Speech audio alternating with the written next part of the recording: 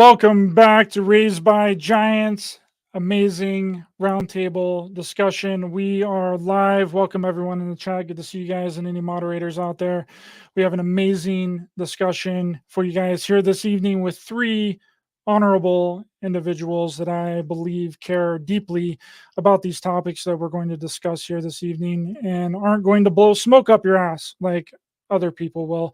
They've been on the show several times. It's my pleasure and my honor to introduce the first up on the panel, former U.S. Army Intelligence Security Command and Defense Intelligence Agency's Directorate of Science and Technology, top secret psychic spy, remote viewer with a Master of Military Art and Science degree, a master's degree in administration, and a doctorate in education, and author of many books, including the bestseller Psychic Warrior. Dr. David Morehouse, welcome back to the show. How are you doing, my friend? Hi, Ryder. Hey, thanks for having me. Wow, what an introduction. I should get more coffee, get more done. You got to do it up. You got to do it fancy, Dave. Introducing the next panel member. He's been employed by the FBI. He's an inactive reserve officer in the Air Force, which he served as a special agent and then worked as counterterrorism operational consultant for 6 years following military service. He's an author, researcher, writer, and investigator, and has a new book out called NIMSA, How America Sold Its Soul.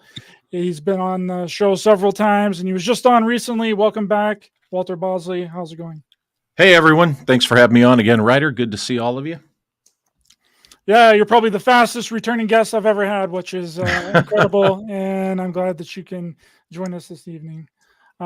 Next up, we have the current director of the Anomalous Studies and Observation Group, which focuses on investigating incidents of and places of extreme high strangeness from a multidisciplinary point of view. He's former DOD, U.S. Army, military intelligence, security of WMD, anti-terrorism, counterintelligence, emergency management, physical security, personal security, incident command, operational security, and information security. Recently retired friend of the show, Trey Hudson. How's it going, my friend? Good to see you again. Oh, going well. You make me sound a whole lot more interesting than I am. Hey, I think what you've done in your book and amazing. We met at the UFO MegaCon. You've been on the show several times. I think it's always interesting what everyone has to say on this panel, and it's an honor and a privilege to be with you fine gentlemen this evening. And I'm going to kick this off with a question that's going to lead into other questions, which is a huge topic that I've spoken with you all about several times before, but because it's so popular, it's the most popular that it's ever been. All of you have been in the military and have worked for three-letter organizations. From your guys' perspective, what percentage do you think of UFO sightings since Kenneth Arnold's sighting in 1947 and reports up until modern day are military technology? Whoever can go first. My number has always been 90% is either military or some type of human aerospace engineering technology. I think that's a very conservative. I would go so high as to say somewhere probably about 95 to 98%. Yeah, I would agree. I like to be nice to UFO land, but I would agree with you. I don't. I don't really. It's when you look at, at the start of the space war, which was 1945, and then the space race, which began with the advent of NASA, and it really didn't even become really the for all mankind concept of NASA until Kennedy gave his, his speech declaring that we were going to put a man on the moon for the benefit of all mankind. That was, the space war had been raging since 45. And unfortunately, a lot of people think that became their ticket then to turn around and throw out the fact that they believed that they had somewhere in their imagination been fighting the space war, wearing uniforms and going out into orbit and doing battle like Space Invaders or something like that, which just makes me shake my head ruefully. But people have been saying that for a long time. And no, that's The space war was, the brilliance of an Army, the chief of staff at that point, chief of staff of the Army, which was a 4-star general at the time, Thompson, that said, it's very Clausewitzian of him to turn around and say, the nature of war will never change. Only the way in which wars were fought will change. And in this case, the way the war is fought and where the war will be fought will be in this new dimension, which is space. Now, most people have no idea that was ever said or that was ever put into play. But starting then, the budgets were set aside and the physicists were brought in, and these guys were, by the late 50s, they were already working on wingless flight, using, with the lifting body concept and all these things. If you look at that stuff, there's a new book out there that somebody just wrote. I apologize for not knowing the guy's name or having a Was copy. it Walter? I don't think. No, this was a guy that was part of that era and study that wrote this book. And yeah, I agree. It's well worth a look. And you look at that thing and the drawings of the craft that they were flying and the craft that they were flying are craft that you now see in the gray arena, where they take pictures of that have, re-entry speeds of 18,000 miles per hour. And you see them in a lot of the photos. And if you know what you're looking for, you can see that. But other people turn it into, what they want to turn it into, because it's what we do. It's part of us. Yeah, I would agree. 90 to 95% are what unacknowledged airframes. And, what Dave was talking about is, the militarization of space starting in the 40s. You had NACA, which eventually turned into NASA. And there's always been a parallel track, in the civilian space program, in the military space program. Dinosaur lifting body was a good example of that. And the Gemini program was really a front for something called the AOL or MOL, Manned Orbiting Laboratory, which was a early manned surveillance system by the Air Force. By the Air Force, Air Force NASA. astronaut with Air Force astronauts. Yeah, not NASA astronauts. Air Force astronauts. Yeah, and if you look at the concept drawings of the MOL, it says U.S. Air Force on the side of the cylindrical collection platform, and DARPA, ARPA has things out there in the acquisition special access programs that will just will blow people's minds. And the 50th flight group, which flew F-117s operationally, I think in the late 70s or 80s. Late 70s. That was covered under a special operational SAP. And so it stands to reason there's, all kinds of doodads flitting around, above our heads that are legitimate, programs, for the U.S. defense. Yeah, it's so nice to hear other people that know about that. I was starting to feel like a Lone Ranger, I swear to God. Well, look at us three. Trey, I've never met you, but I'm looking at your wall back there. You got 3 guys here that have been exposed to the military. We know the realities of. I think we also read.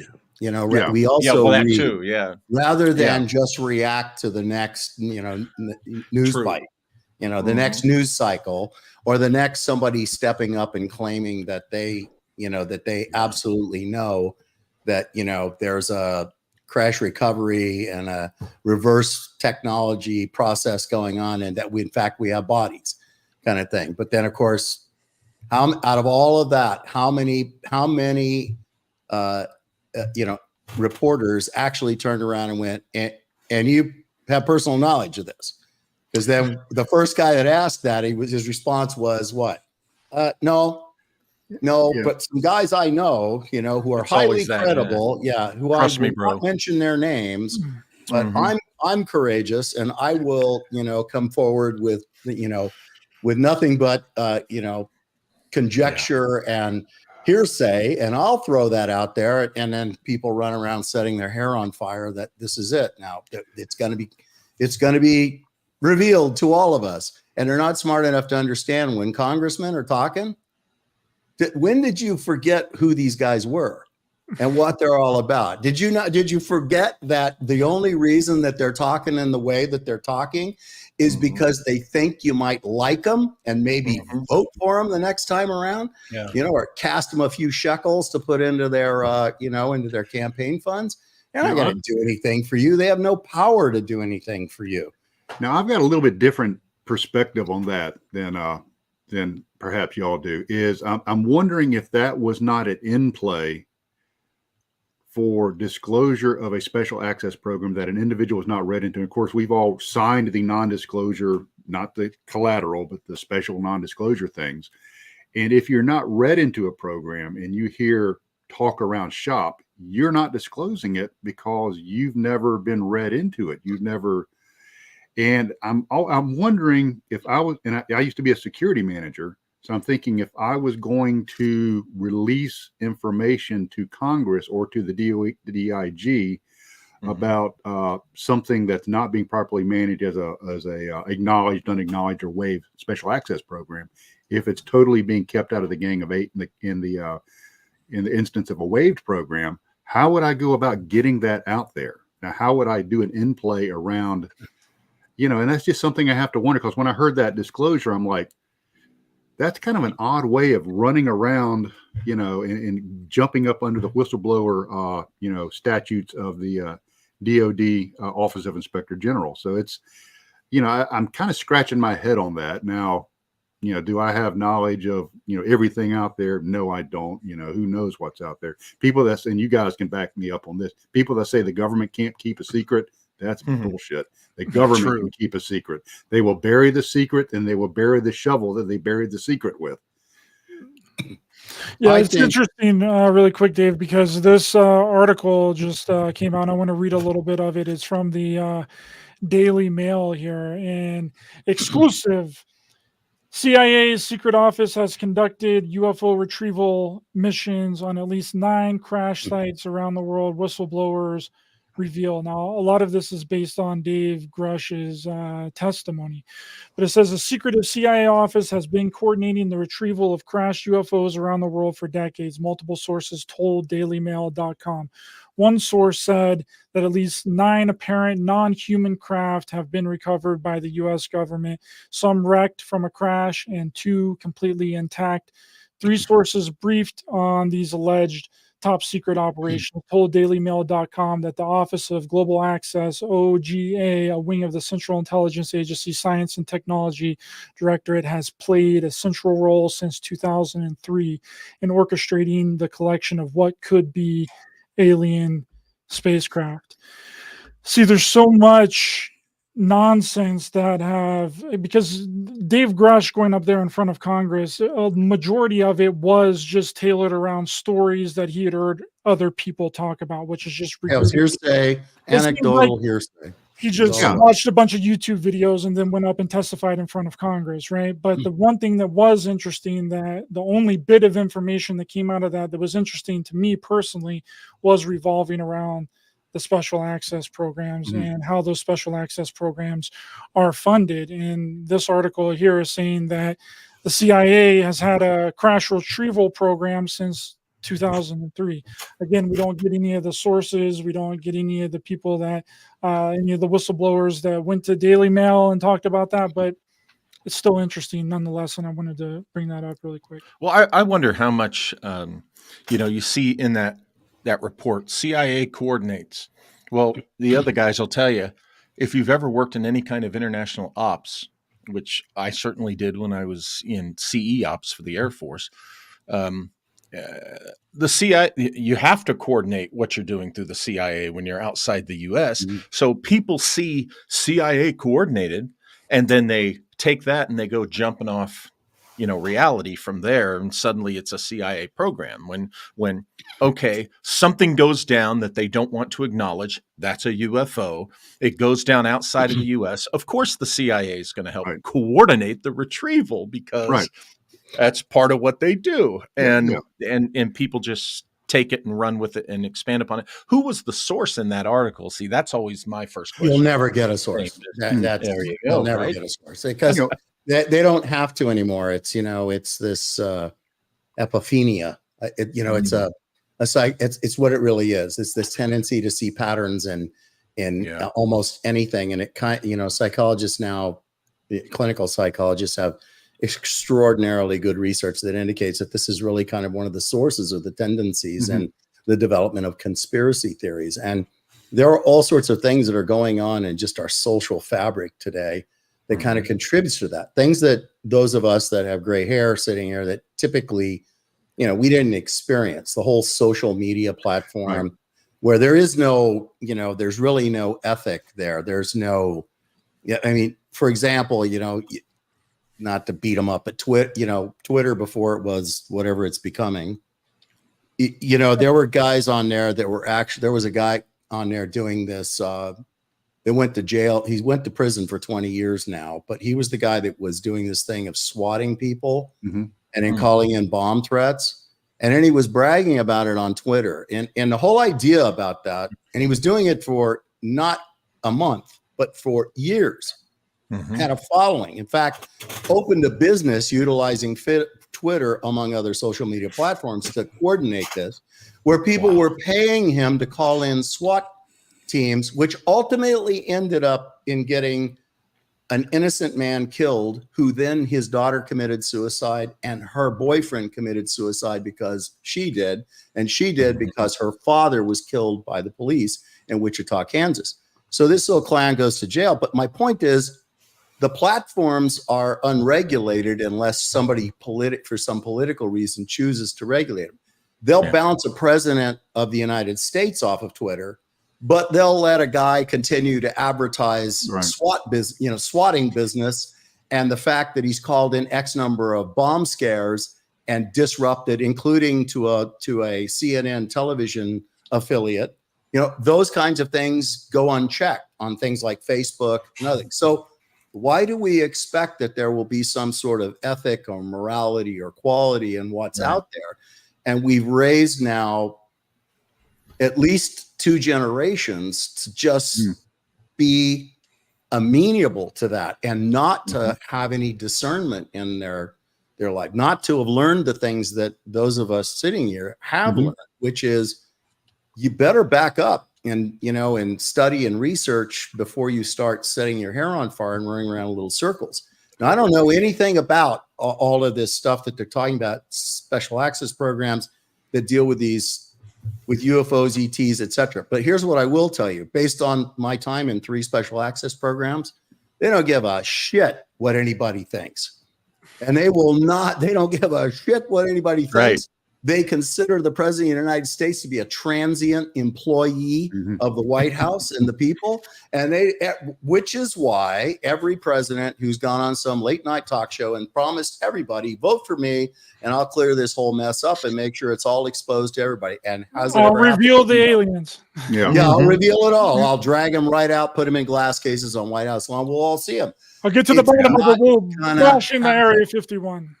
It's not going to happen. And in terms of a whistleblower, a guy that's in a program that's trying to get it exposed, as Trey was suggesting, hey, my take on that is go pound yourself, because if you don't have the courage, if you really feel like what is there is going to in some way improve the human condition, and it's that important. If you don't have the courage to step forward, and I don't give a shit that your pension might be in jeopardy, or that, you may abruptly lose a security clearance. If it's that important, if you truly believe that, then step out of the shadows and expose it.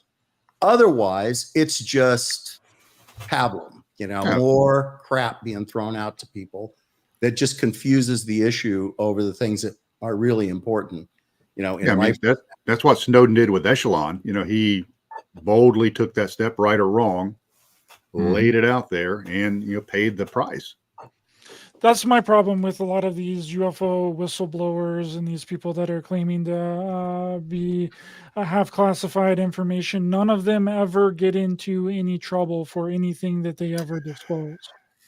Yeah, that's interesting. Should that not be a red flag? Yeah, I was an ROA, read on authority. I was the guy that sat there and slid the documents over to you and you know, read you in and gave you the digraph, you know, from NICA and all of that stuff. I was that guy.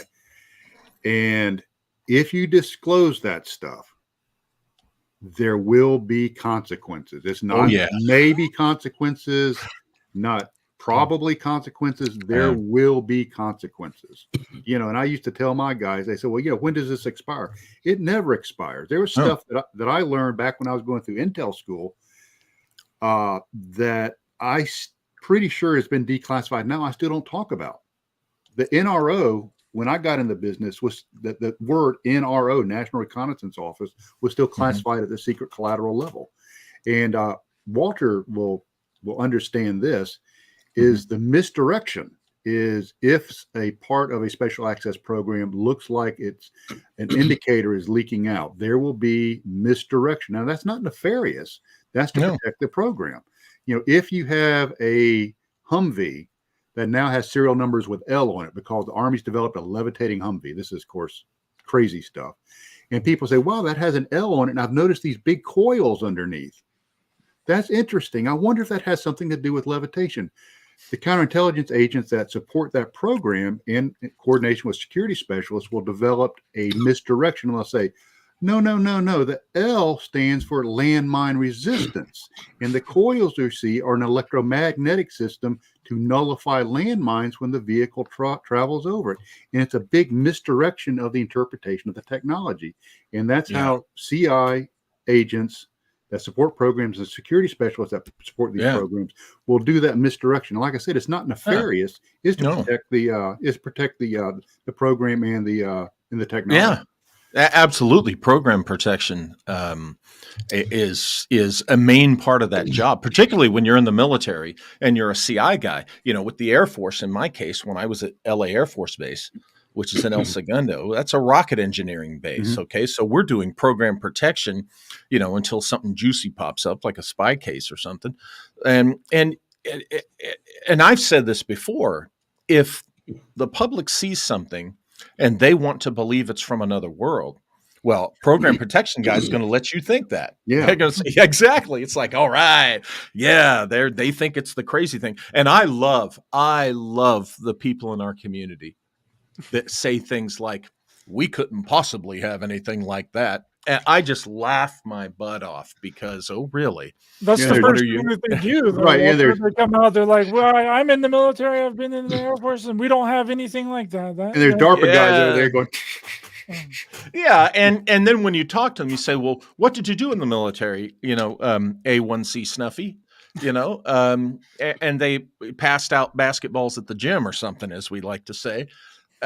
And you guys also know that compartmentalization, man, that's the name of the game. If you know, there's the saying, don't confuse your rank with my authority, that kind of thing. You know, don't confuse your clearance with access. You know, we all have clearances. It's what you have access to. And the other one, and we could go on and on with stories like this, like the guy whose uncle was a security guard at Vandenberg, so he knows everything that's in the payload on those rockets. I don't think so.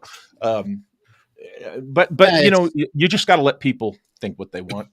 And sometimes. And disinformation has been a part of the intelligence community since the inception of the intelligence community. I mean, it's been around since, you know, the Romans were fighting, you know, in German somewhere, you know, Hannibal and beyond. I'm sure there's some biblical references to the, you know, disinformation. And, you know, it's the other thing about somebody sees something a program goes gray, and then it's suddenly in Popular Mechanics or it's online or some other article done about it. Even like the M drive engine, which has been around for a very long time, and from everything I've read does work, but now suddenly a university, you know, pops up and does a duplicate test and concludes that there's nothing to the M drive and it was worth it. We were unable to replicate, you know, the results that came out of the UK and other places. So now all of a sudden everybody turns around and goes, well, M drive, you know, that's a POS, so we don't need to be worrying about that anymore.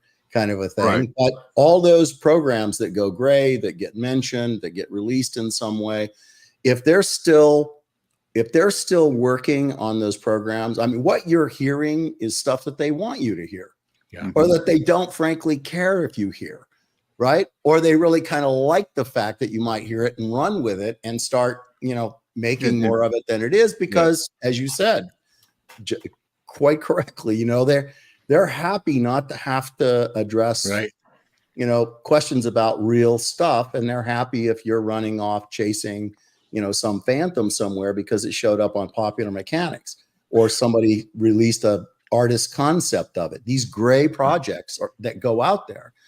Somebody once told me that for probably, now I don't know where they came up with the statistic, but they said for every gray project that gets released, there are at least 5 to 10 variables of that project that are still viable and still being worked on in some level. But you now got, the Model A version of it, and it's released. And so, like many of the pictures that are being released of these lifting body aircraft, they're what were being developed in 58 and flown in 65 through 68, being tested, with no visible, control surfaces like you would think, no ailerons, no vertical stabilizers, all of them being modified in various, different configurations that if you were just looking at it in flight without some static reference point, you would have no idea what you were actually looking at, or what speed it was going, or whether it was stationary or moving away from you or coming at you. Right. So, well, it's like the what we call anti-gravity research. This was being talked about in open source public publications through the 50s, and then somewhere around 1958, it disappears from open source discussion. Well, what that tells you is, somebody in our military industrial complex must have made a breakthrough in that. So there was some type of application. And then what do we find out? 30 years later, we hear that there's some electrogravitic assistance to B-2 bomber lift. Not this Jetsons, Star Trek, flying saucer, but that practical thing. And there's one clue. One of the things that bothers me, kind of going back, and Trey will understand this. People they say, why does stuff, there's a rule that stuff has to become declassified. Not in the United States. No, absolutely not. There's absolutely no rule. There are milestones where it can be considered for declassification. Yes.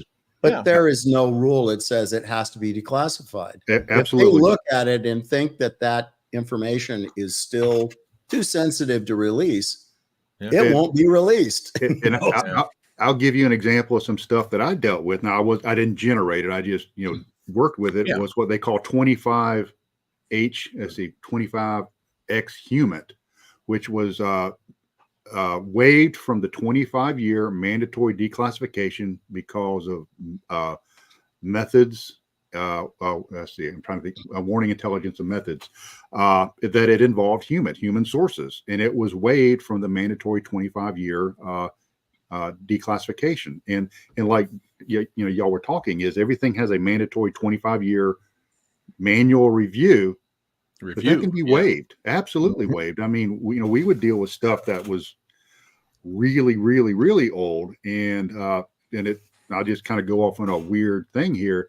Is people don't realize the ruthlessness and the contingencies that the U.S. military have. I mean, just absolutely unbelievably ruthless, that are stuck up under special access programs for contingencies in their operational special access programs. If X happens, then we execute Y. So, and that stuff has to be protected. And, Walter was talking about the misdirection.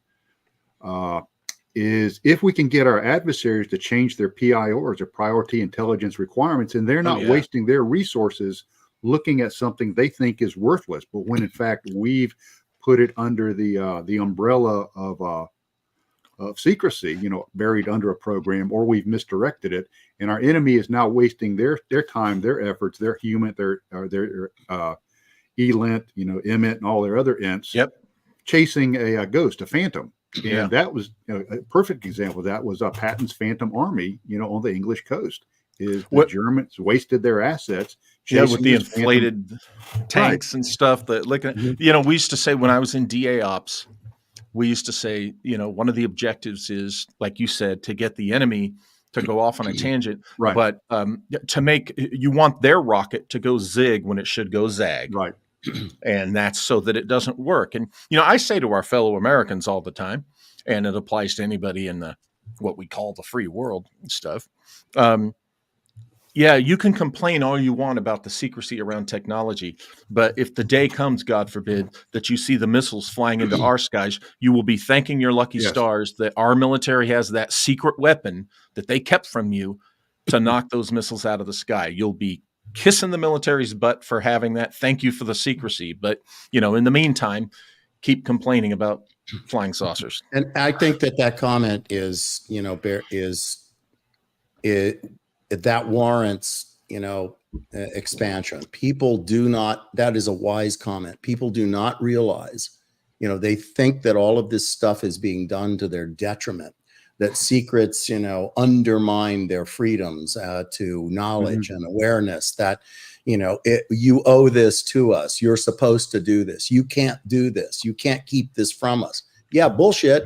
They can. And the thing is, you need to understand why they're doing it.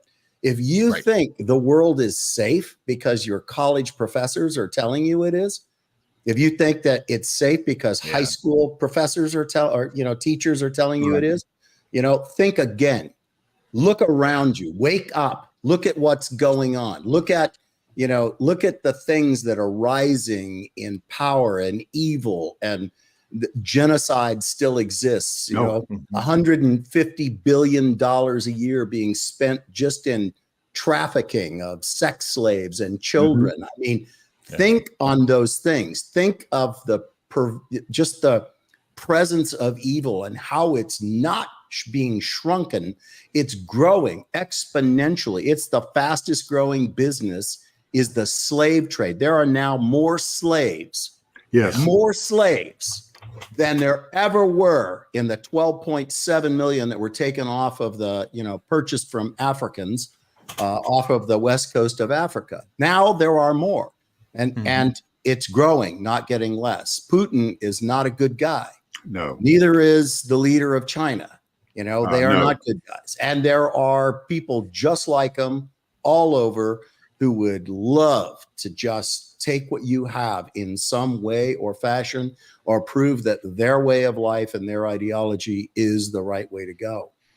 And it's out there. So I thank God, just as you said, I thank my stars every day that we have that. And I just, frankly, occasionally get really fed up with this tide of, entitlement that has come arrogance in the last 20 years. Yeah, entitlement and arrogance that, you all owe me something. Nah, nobody owes you anything. And the daily battles that are being fought just against the Chi-Coms, daily, every single day by military intelligence and law enforcement would blow people's minds. And they are, we are, but we are a paper's thickness away from going to war with China. And that is small. That's not a big exaggeration. Yeah, that's how not close hyperbole. it is. Just because it doesn't get covered on CNBC or Fox News, or CNN, that is what's going on in the bowels of the Pentagon and in the State Department, for whatever that's worth. But it's just, we are very close to it. And what are we going to do? And we find ourselves, unfortunately, whether you like it or not, we are in a position of political weakness. And because we're in a position of political weakness, they'll exploit it. They will exploit it. Now or never. I know what we can do, guys. We can whip out that advanced UFO technology and wipe them all out. But before we go too far, we can sling alien body parts at them. Stick our space soldiers on them. Right, exactly. The SSP come in and save us. Secret Space Program, super soldiers. They got it. They got our backs. But before we get too far down the political rabbit hole, I'm not a political show, and I don't really talk about politics on the show. But what I want to know, we've established so far that we believe that the UFOs are mostly military craft. Walter says 90%. Dave says 95 to 98%.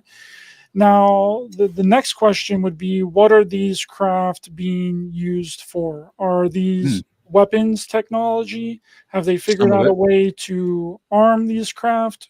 What's going on? Because They've been planning on arming these craft since 1949. That was the first time they stood up and pitched it to the air. They wanted space weapons development. They wanted spacecraft developed that was going to become hypersonic.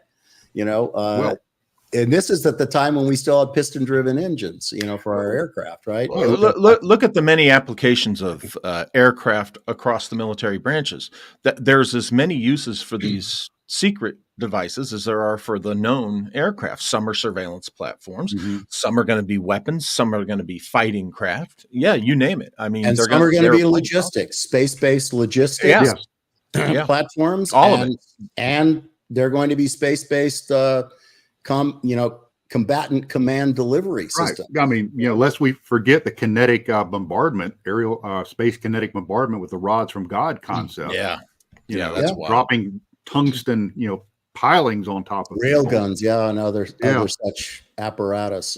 It's all, and if it's not up there, and all the anti-sat technology that's being developed. I mean, we took down a satellite in 1968 off of a fighter plane. 1968, we took a satellite out using that stuff. So where do you think it's come since 1968? Right. And it's there, and it's awesome. These space platforms that they're going to put up there, and logistics platforms, and combat, troop delivery platforms, and dropping tanks and artillery and other things in it. They can get them anywhere in the world in 30 minutes. I mean. Right. Do we think that we have nuclear capabilities in space? Of course. Why would we not? I don't know that that's all they have, but if it serves a purpose for, a renewable fuel up there, of course they would. And they certainly would put, we have intercontinental ballistic missiles. We have Minuteman missiles all over the place. That pack the explosive capability of every explosive deployed in World War II in the Pacific and the European theater, plus Hiroshima and Nagasaki in one Minuteman missile. So, they're everywhere. Well, back in the 60s, there was a series of tests called Starfish Prime, where they were actually launching from Johnson Atoll and Christmas Island. I don't think it was Kwajalein, but they were launching Thor missiles into space, doing nuclear detonations in space. Now, were they doing that just to get their rocks off because they liked, not shooting an EMP into Hawaii and making the streetlights go out? No, they were doing that because they were doing a proof of concept of putting nuclear weapons on the tips of Nike Ajax missiles to fire into either a missile salvo coming over or fleets of enemy bombers. So, nuclear weapons in space, that's not a new concept. That's old news. Yeah. But that would be something that you would want to obfuscate the public from knowing, right? You wouldn't want the public to know that you have the capabilities to have nukes in space, right? Right. I don't think that the military is ever going to prepare a laundry list of weaponry, and weapons capabilities and publish it in the New York Times to say, just want to make sure you all know, where your tax dollar is going. They're not going to do that. And rightly so, and probably some of this stuff is probably not even been taken out of wraps. And there are probably only very select units that work with it and know of its capabilities and are skilled at using it. But what they're doing is building the ramp up programs for if they ever did have to use it. I mean, not every soldier, sailor, airman, Marine, or Coast Guardsman knows about, what's going on in the space war. That's right. A great example of that was the triangular craft that was seen, and I can't remember the destroyer off the coast of California that was videotaped. And it's like, our captain knew nothing about it. And I'm not a Navy guy, but the combat controlman knew nothing about it. We saw these craft flying over, etc. Why would you know about the testing of a SAP aircraft? Who would read you on destroyer made captions? by by JPass is where they're making them, and Boeing and a bunch of others are making these, these high, composite Exactly. dirigibles that they're going to take them from the surface up to floating space stations and drop them, carrying logistics up and stuff like that. They're all over the place. But why would a pilot, why would a Navy fighter pilot know what that Thank is? you. Every time I want to say, when the tic tac comes up, I want to say, all due respect, Commander Fravor, but excuse me if I'm not buying that a squadron commander, naval aviator, God bless him, is going to know about every flying platform that the United States military has. If we have it, if I didn't know about it, it's not ours. Now the like only really silhouettes, I can't identify it. I have no silhouette for that. Now I will be the what if guy on that. Is the only thing that kind of throws a kink into that is most naval aviators and Air Force pilots have degrees in aeronautical engineering. They're not they do. Guys that build model airplanes and then just happen to become a pilot.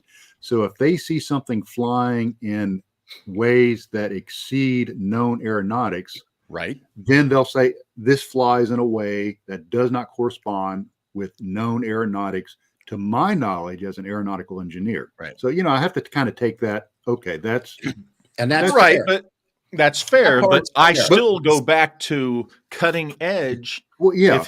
If his job has been to be, this other thing, and he hasn't been read in, like you said earlier, right, on individual programs, it's all about access, Commander. That's true. Say.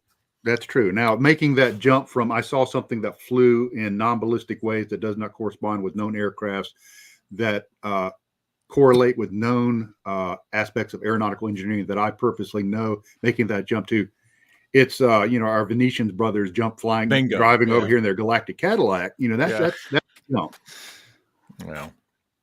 and that would be the next question, right? From the series of question would be, we've established that 90 to 98% of these craft that people are seeing are military craft. We've established that maybe some are weapons technology, some may not be technology. The next question would be, are these craft piloted or are they drones? Can we put a person inside of these craft? Everything in the military is leaning in the direction of autonomous weaponry, autonomous flight. Why? Autonomous ships. Why? Because you don't have to retire them and pay retirement. You don't have to, get VA medical care. They don't have to eat. They don't have to sleep.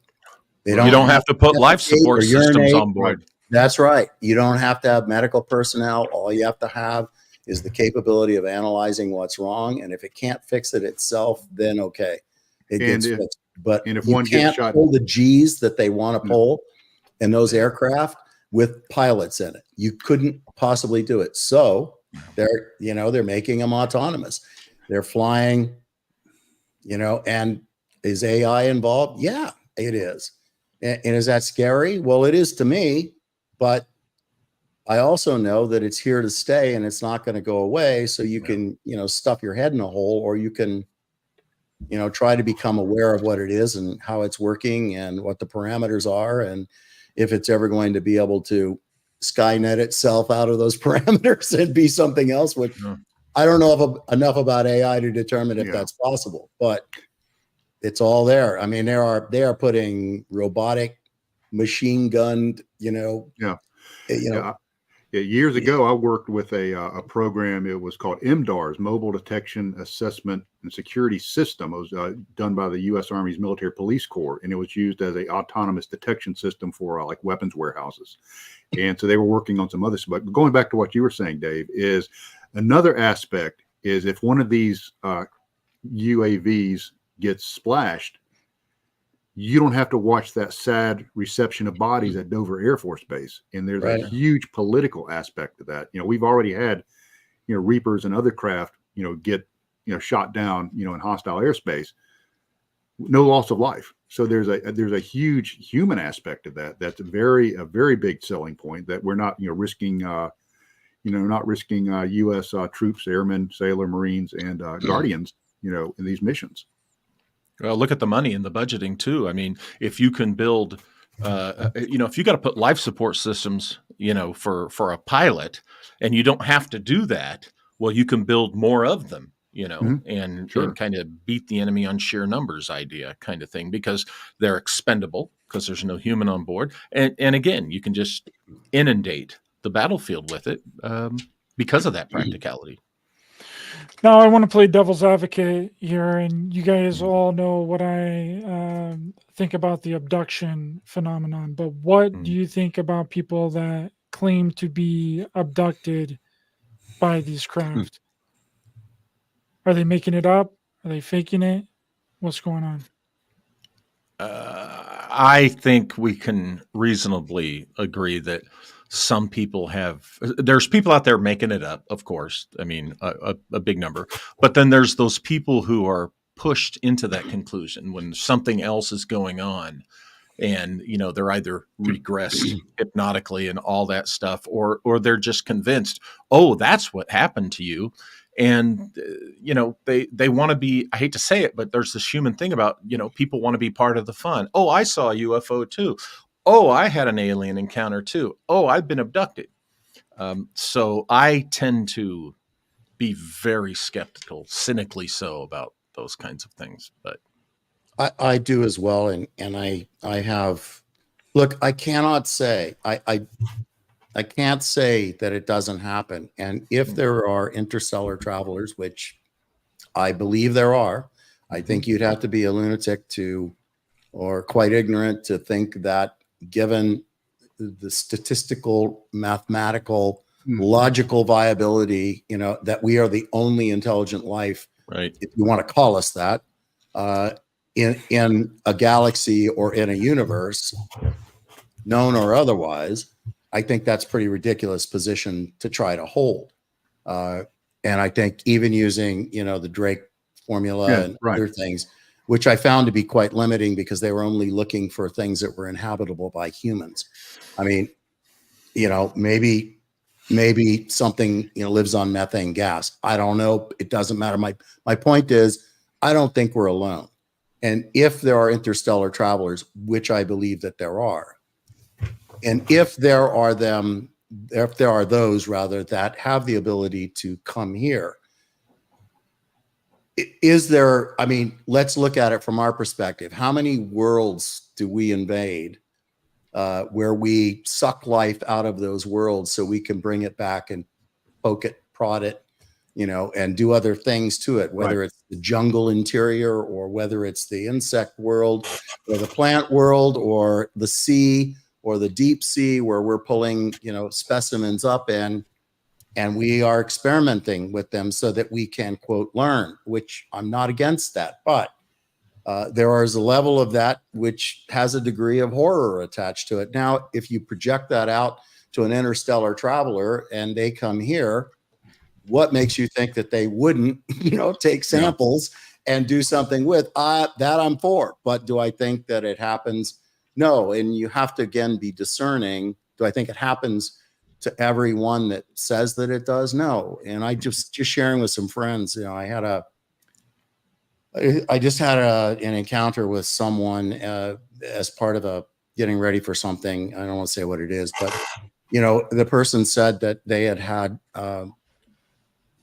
that they and their partner had been abducted for like 10 years, been abducted routinely for 10 years. But that somewhere around, like the second year or the third year, the person made a deal with the ETs that they could abduct. He could be abducted as long as the partner was no longer abducted. And the other caveat was, you could continue to abduct and test me as long as you wiped my mind. Okay. So if that's the case, and your mind was wiped every time you were abducted, how do you know it went on for 10 years? And how do you know they're honoring the deal? And how do you know you made a deal, right? And how, and how do you know that anybody else was, abducted as well. And the person got angry when I said that. Why? Because we exist now in a realm where we're supposed to accept what anybody says just simply because they said it. And I don't do that, and most anybody here doesn't do that. One thing in UFO world that I find kind of irritates some people is, and this has been done before over the years, when you do an analysis of popular media, you find a correlation between certain things that pop up in movies and TV that don't get reported by UFO encounterers, experiencers until reported that way until after the same thing essentially has been in the media and movies or TV. And there's a big correlation with that over the decades. And that's just an unpopular topic that goes not talked about very much. No, you're absolutely right. You're absolutely right. And it does. Just like that, there's a correlation in the number of UFO sightings that happen starting in, when you look at it, the space war begins in 45. By 47, you start to see the number of UFO reportings.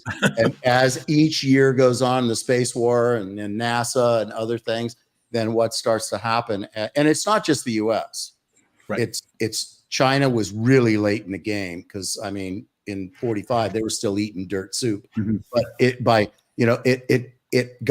got into the game and put people in space and had spacewalks, etc. But all of that was happening, and the more the space war continued, along with the parallel of the space race, that you can see exponentially the correlation and the rise of number of UFO sightings. And it is really powerful. There's a website, you guys might know what it is, that publishes, it does it all. It has the United States, and for every UFO reported in a timeline, and it's all automated. In that timeline, you can see it from like 1945. Now, look, every time I say that, people go to me, yeah, but there were UFO sightings in 1604. Oh, right. I'll give you that. Okay, there were UFO sightings. We have already established that there are probably interstellar travelers who occasionally happen by. It happens. Yeah. And so, but we're talking about the number of Americans reporting seeing UFOs. So as that timeline progresses, it just does this. It just rises, and you can see the number of reports as they just thicken. It's an amazing visual correlation to that timeline. Yeah, one thing I'm really careful about is not to demean a person's experience. So I'm like real careful about that. And I'm not saying you guys are. That's not what I'm saying. But when people come and they talk about abductions, and kind of like what Dave was saying, if you look at the Drake equation, I think to think that we're the only, sentient life form in the universe is a bit silly to me. Yeah.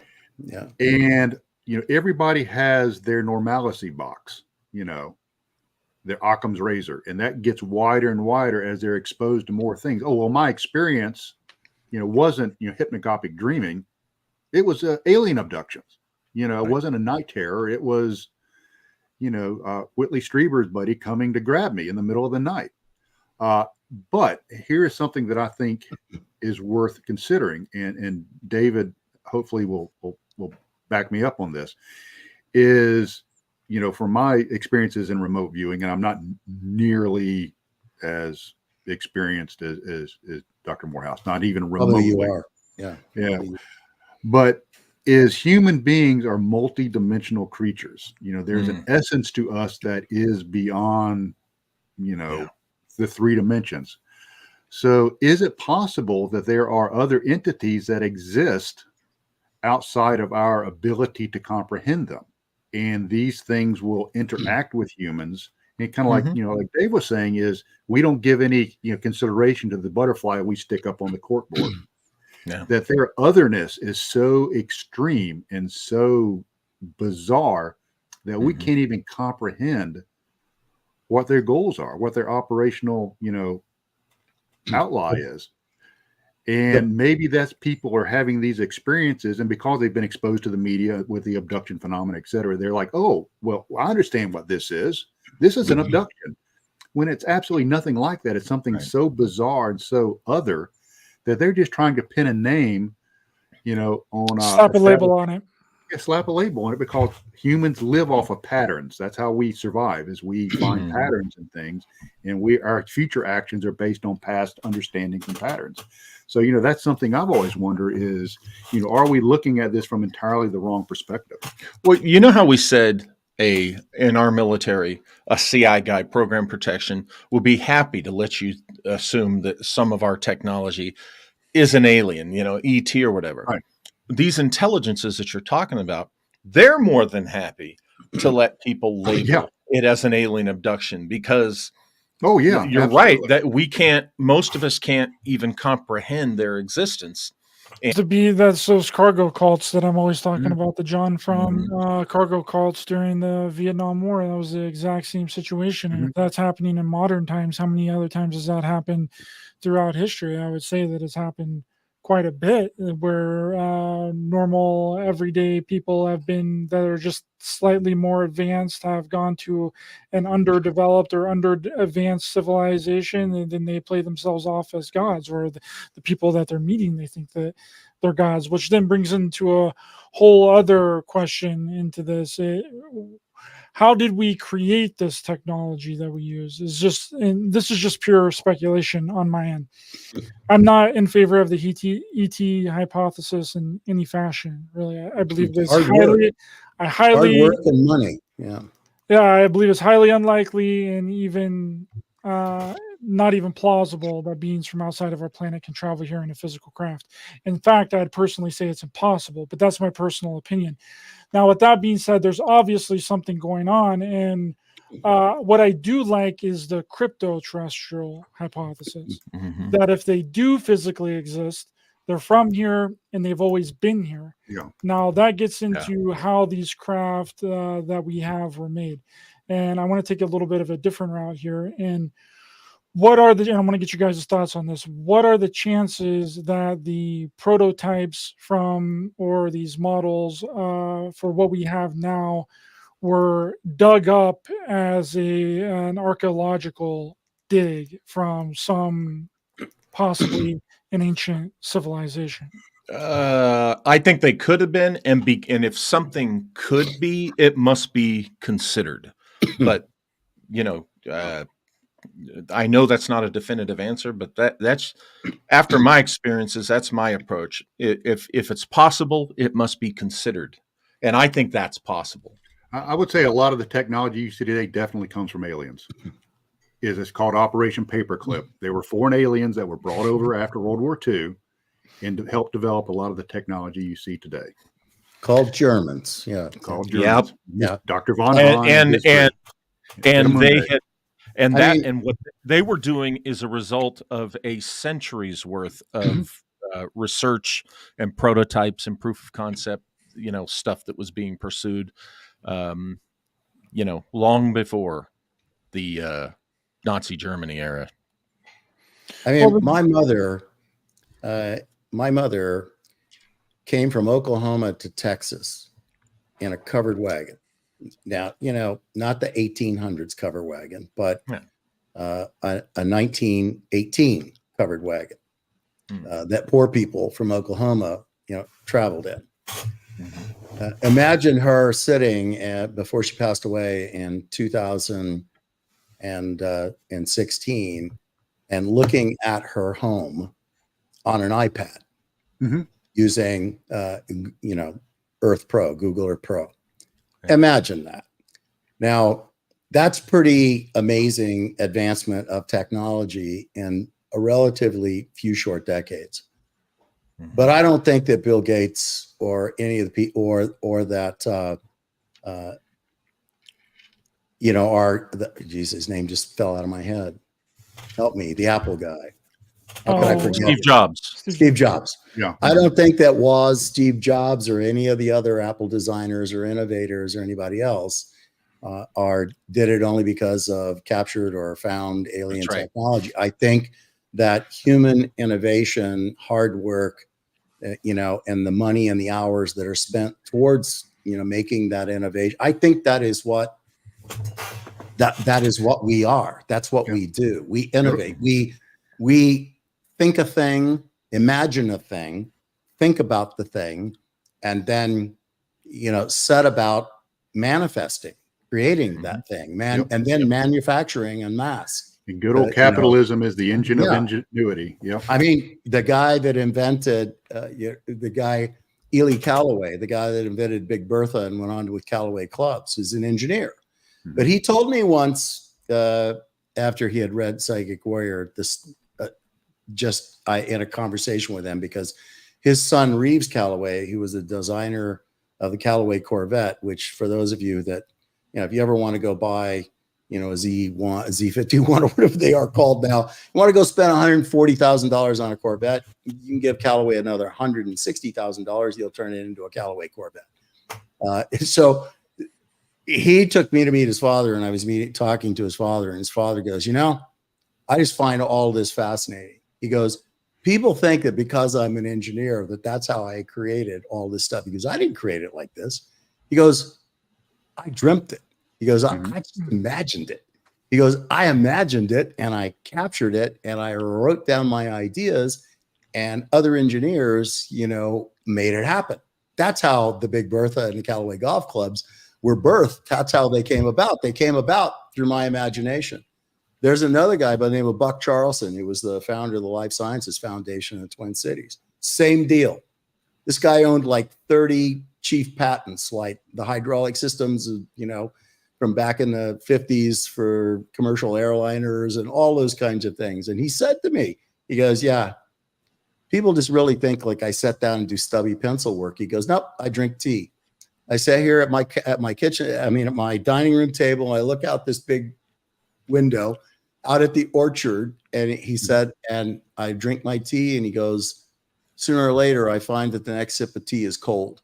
And he goes, and everything that's in my head, from the hot sip to the cold sip, I am now dumping on paper. He goes, I used to put it on the tablecloth, but my wife got really upset. So he would sketch these things that came to him in a vision, and then set to work as an engineer with other engineers to make it happen. And I just believe that that's what we're doing. And much of this craft, I think that, science fiction writers are connecting somewhere into the holographic matrix field, where they are seeing things that ultimately become things that inspire the innovation. Like Star Trek? Yeah. All of it, right? Some of it to the point of like, oh my God, no way. And then, yes, it happens. The stuff that we hold in our hands now, 30 years ago, was unthinkable. Yeah. And 60 years ago wasn't even an imagination for somebody, but there it is. And I just wanted to add to what you were saying, as remote viewers, that it happens to everybody, not just remote viewers, because we all have this ability. We're in the process of detecting, decoding, and objectifying at the speed of human thought constantly, in between every breath. We are detecting, decoding, and objectifying everything from what our ears hear, what our skin senses, our eyes see as photons of light, etc. It's all being detected. It's being decoded. It's being detected in an 8-dimensional waveform expression of itself. And it's being decoded into a 4-dimensional lexicon, and it's being objectified, either spoken or written. And that's how we live. That's how we interact with our environment, with the holographic matrix field. Yes. So it is not unusual for someone to detect something because you're really at the quantum perspective. You're omnipotent, omniscient, omnipresent, as everything else is. Right. So you are detecting and attempting, your conscious mind is attempting to decode things that you have no reference for. And if you have no reference for, you have no lexicon for it, you have no understanding of what it might be. So your conscious mind is not going to allow that. Your brain is not going to allow that to stand. Its job is to decode it, and it's Right, going to decode it, and it's going to choose the next best reference it can Right. find for it, and it's Best going pattern to that give that fits. to you. Yeah, and we do that, as I said, probably a billion times between breaths Right. every day. It is how we navigate Life. this dimension in which we find ourselves. That's why I don't really put any stock into people saying that they remote viewed Mars or they remote viewed the moon or any planet in our solar system, because if they don't have any reference for what's actually there, then they're not going to get what's actually there. Yeah, How and are you they going to know? can put stock. You can put stock in it, but you have to qualify it. Yeah. And the qualification for that is it's anecdotal. Yeah. It's anecdotal, and it is not empirical evidence. So therefore, if you want to accept anecdotal evidence as the experience and entertainment of what it is, okay. Right. And unless you can correlate that with other identical or similar anecdotal evidence produced, in the blind by multiple other people, then it's just anecdotal, and it can Right. only be then categorized as experiential. Right. I don't have any objection to that if somebody wants to do that, but they have to have the courage to qualify what they're tossing out there as that, and stop pitching it as reality. Right. David, you just described 8 of the books that I've written, and here the process, and here's how. I first, and compared to you and Trey, I think I only call my experience with remote viewing as dabbling in comparison. Okay, And that's okay. My dabblings, my initial dabblings, brought to me and exposed me to something that ultimately led to 8 books I have written. And what you said was the standard I held myself to, and that was, sure, something came to me, remote viewing, but I have never written a single one of my books saying, oh, I remote viewed this, that's how I know it, and presenting it to you. No. I'm a former criminal investigator, so my reaction was, wait a minute, it exposed me to this thread, this weird, and so what I made myself do was, before I spoke about it publicly or wrote about it, I went out and found the evidence to back it up, the material threads to pull, so that, oh, okay, it led me to something that I can find either the historical evidence through documentation or testimony or whatever, but never just the pure experience with, like what you say, the anecdotal. I made myself back it up with what I could find to present. And I mean, that's a whole other discussion completely, but it did blow my mind. I can point to 8 of my books that are the result of my first introduction and dabbling in remote viewing back in 2007. But how are you going to back up something that you've seen on the moon or something on another planet? You can't. Well, go through the scientific data that's known, or if you gain access to. Now, remember, that's a big if. If you're somebody who's in the position to gain access to what, say, the military or the NRO happens to know what's there, then you might be able to follow it up. But you're right, the common person, there is a context issue. There's a knowledge base issue. I would agree with you with the problems. Yeah, right. Mere speculation is speculation until it's proved by empirical data. Exactly. And kind of what David was talking about is, in stage 5, you start pulling attributes of things, at least in CRV, and you take those attributes and you're trying to catalog them and fit them into something that you understand, something that you can relate to. And if it's something that, you've never been exposed to, that can be kind of difficult. And kind of expanding on what, Walter said, at least in my experience, is when the data becomes clear in RV, it's like, I just know. It's not like I have a vision of, Edith walking through a forest. I just know, it's as though I always have that knowledge. And it's like the Taj Mahal. I know what the Taj Mahal looks like. Yeah. I've seen photographs and films of it, but I've never been there. But I just know what it, know what it is. And maybe your experiences in getting the data is a bit different. But but I can't prove. I can't, gentlemen, I can't prove to you that the Taj Mahal exists in India. I can't do that. Well, Ryder, here's something I would suggest on that question. Here's another way of looking at it. You've seen a desert. We've all seen a desert. Okay. I've seen the desert in Saudi Arabia, different deserts all over the world. Well, we would argue that there's deserts on Mars, right? And there's places on Earth that look exactly like places on Mars. That's one of the arguments they use for faking stuff being on Mars. Well, if you have seen that and you have that context of knowledge, like Trey's saying about the Taj Mahal, you could be remote viewing Mars, not knowing that it's Mars. What you're seeing is a desert, that's why in remote viewing, you don't go into the AOL, you don't go into the assumptions you just described. You can't front load yourself. So you may assume that you're remote viewing Mars, but you can't give yourself that latitude. You can't say that. Yeah, you can't. It's right. And too many, I know you're not, but so many people do. And if you step into something like, I'm going to remote view Mars, and then you come back with a bunch of Mars stuff, and then you want to, beat exactly. Yeah, I see what you're saying. What you did with your Mars, and look, it matches to all the other stuff that's out there about Mars. Well, you didn't remote view it.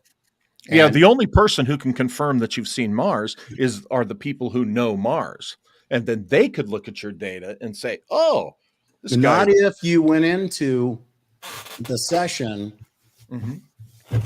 Not in the blind, but front loading. Right. Oh yeah, no, you're right about that. Mars right now, so you got to be blind to it. Corrupted from the moment you thought of doing that. It's the moment you said to yourself, "I'm going to go remote view Mars." Yeah, you're ruined. Yeah. I'm going to. You're corrupted. You have absolutely no idea where the reality of it starts and stops, and etc. You have no idea. And that's what I meant is you correlates to other stuff means nothing. Yeah, because you do a viewing in the blind, but somebody else who knows Mars is the only way you can, be told by someone who says, "Hey, I've been to Mars. I know Mars. You just RV'd Mars." I had no idea. Yeah. The better way, gentlemen, to do that is if you have 20 people in the blind who have absolutely no idea what the target is. And the concept of the target is Olympus Mons, and looking at the lava tunnels surrounding Olympus Mons. And suddenly out of 20 people, 15 come back describing tubes underground, et cetera, et cetera. Now you have correlating data that and we do know that Olympus Mons is surrounded by lava tubes. So we don't know how big, we don't necessarily know how long, we can estimate. But if you have 20 people that go in the blind and 15 come back with data that correlates in stage 3, stage 2, stage 4, stage 6, that deals with those kinds of things and pulls up intangibles and aesthetics and emotionals and dimensionals and energetics and other things that correlate to red, grainy, surface sand, wind, and blah, blah, blah, and all that stuff. And they did it in the blind, and 15 people out of 20 produce levels of data that correlate. There's always going to be highs and there are going to be lows that you throw out of the statistical equation of that. But there will be, you should be looking, for a positive correlation coefficient of at least 0.6. You want to get at least 0.6. You can get something lower than that, but 0.6 is freaking good. Pretty good. Right? It's very good in most circles. But if you're looking at that and you're establishing at that, now you have grounds to stand up and say, these people in the blind, based on just the concept of this target, Olympus Mons, and subsurface structures around Olympus Mons, came up with this. There may be, let's say, 2 viewers out of that 20, start drawing castles underground. Well, that correlation of data is not statistically viable. 2 out of the 20. It's not even 2 out of the 15. It's of note. It's not worth tossing out, but it certainly doesn't carry the water for the entire effort. You see where I'm going? It has to always be approached in that kind of a very conservative, limited, back up, and be careful how we present this. otherwise you end up with a big target on your chest for somebody to step in and call you on what you're saying and just blow a big hole in you. And we're trying to protect the phenomenon. We're also trying to protect the integrity of the human ability that we all have to do these things. It's not unique to me. It's not unique to anybody that's been through the training. It's there. If you really want to call yourself a remote viewer, you better go through some training, because I really get agitated by people that call themselves remote viewers, when they haven't been through training and they just take the very term that was coined, in the 80s or in the 70s, late 70s by Ingo Swann, and they apply that to themselves. Oh, I'm a shaman, so I'm a remote viewer. No, you're not. And training viewer than I am a shaman. So training requires proper monitoring too. That's one thing people and constant feedback and critical assessments and all that. You guys have been taught by somebody. You guys have been taught by somebody that likes to use monitors. I don't like to use monitors, and I won't use monitors. No, in the unit, when you became operational, it was like your rite of passage, no longer to be monitored, because monitors, no matter how hard they try, they can't keep themselves out of the equation. Right. They just can't. Okay. And every time you've ever heard a recorded, or any transcript you've ever read of a monitor involved in the process, that monitor is leading, steering, and pushing that viewer. And so viewers in the unit, when they become operational, wanted nothing to do with monitors. That was a very rare occasion. Right. Just get the 8 digits and go. Yeah. You just stay out of my face. Don't tell me when I can go to stage, or you think I should go to stage 3, or if you think I should develop further this thing I just sketched. Let me clarify on that. Is when I was training, I had my instructor, provide feedback as that's what I had was feedback. Training targets. Now, operation feedback should only be on the structure, not on the target. Right. Yeah. Right. Only on your ability to navigate with the structure, the protocol of coordinate remote viewing, never the target. If they say anything about the target.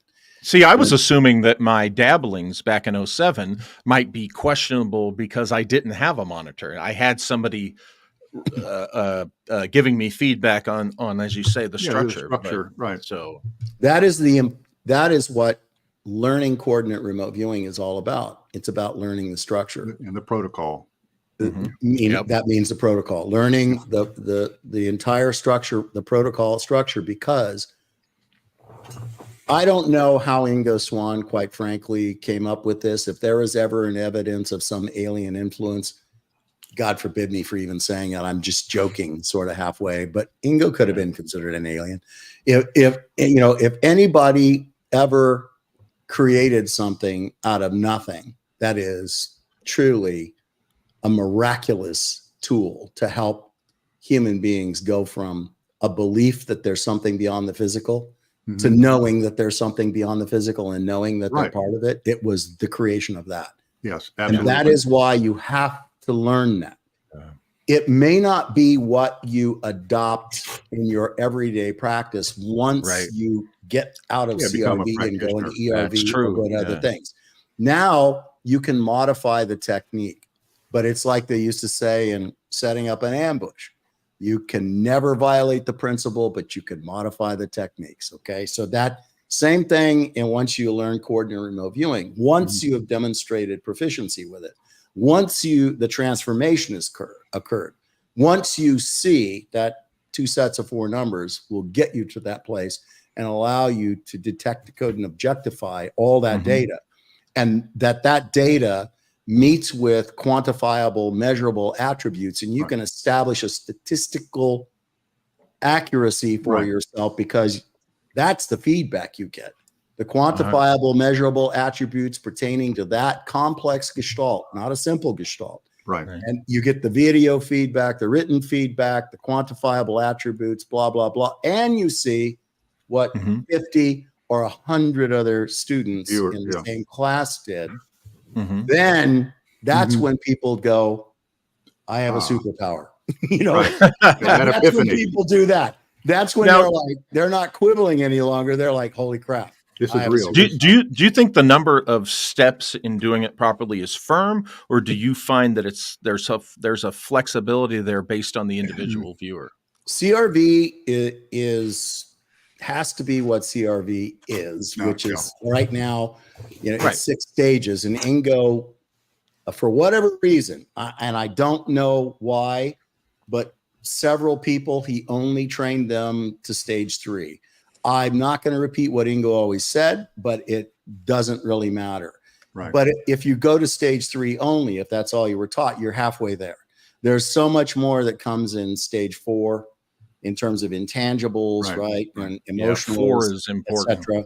Oh, 4 is hugely important. 5 is important only to demonstrate to us what a shitty command of language we have.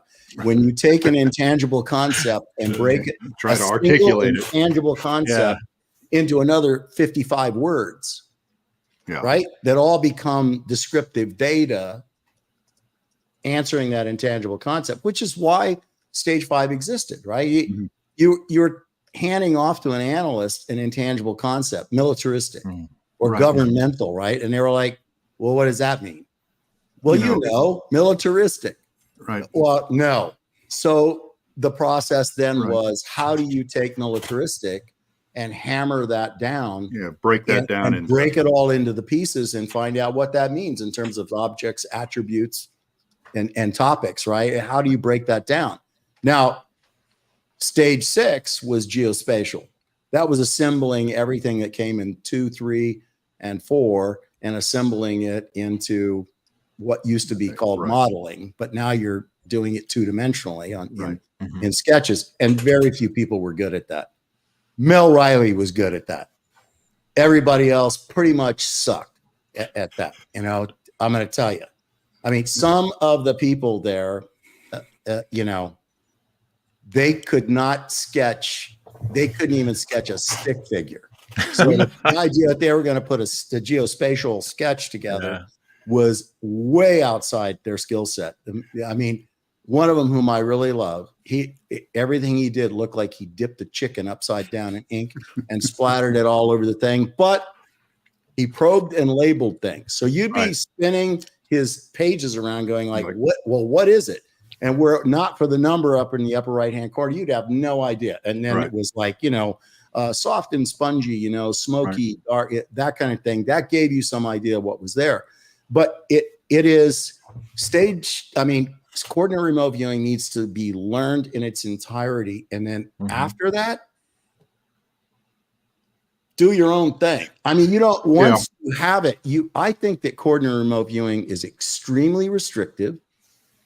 Once I graduated from that to extended remote viewing, I never went back to coordinate. Really? Because I am stuck on coordinate remote viewing. Mel Riley was too. I mean, he loved the structure of it. Right. Though, and that's what I like. The structure is it ties up my liminal mind in following the structure, you know, following the steps.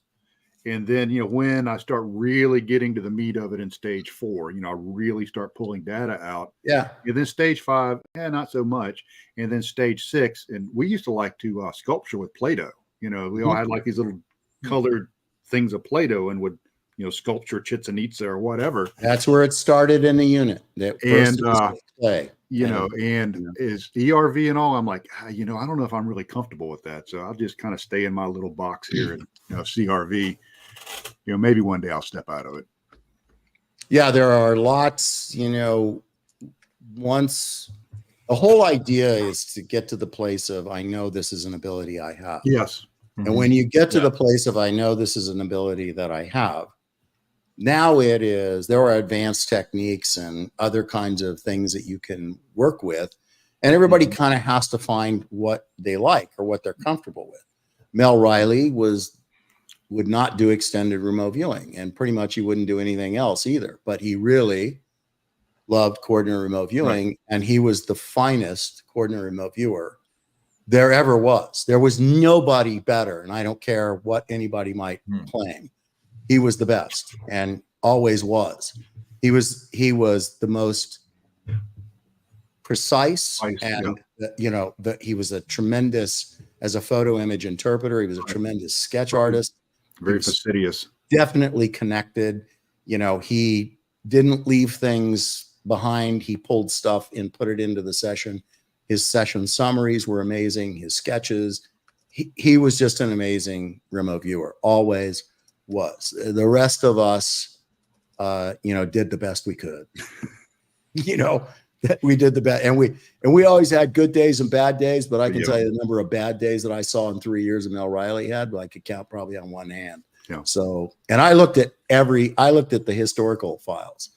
So I know what every person in that unit did. All of them who came before me and all who were there with me. I saw everybody's work because it was all in the file. All I had to do was go pull it up and look. And I did. We had a lot of time on our hands there. It wasn't, your inbox did not routinely fill up. Dave, there's a question in the chat. Sandra, she's saying that apparently my grandfather was a remote viewer in World War II intelligence. He was an artist too. And do you think that remote viewing goes back that far?